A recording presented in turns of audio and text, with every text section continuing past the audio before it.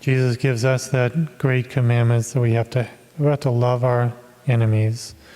Love our enemies, a great, immense challenge. If we can love our enemies, we can love anybody. If we love our enemies, we can love anyone. And at the end of when he says that, he says, so be perfect just as your heavenly Father is perfect.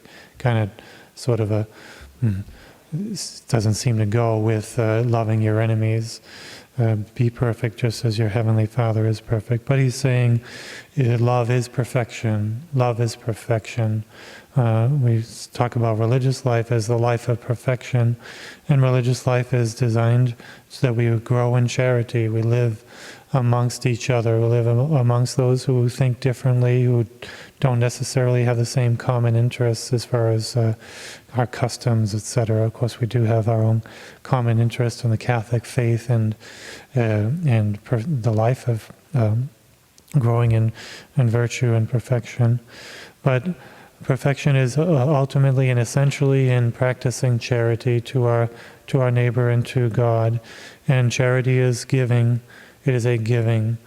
Giving our prayers, giving spiritual help, giving physical help, giving any kind of help to our neighbor, giving to our enemies, giving to our friends, giving to our neighbors.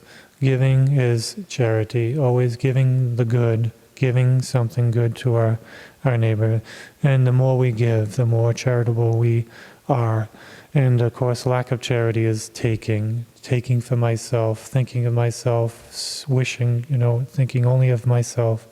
So we need to be charitable and give of ourselves, give to others of our material goods and whatever.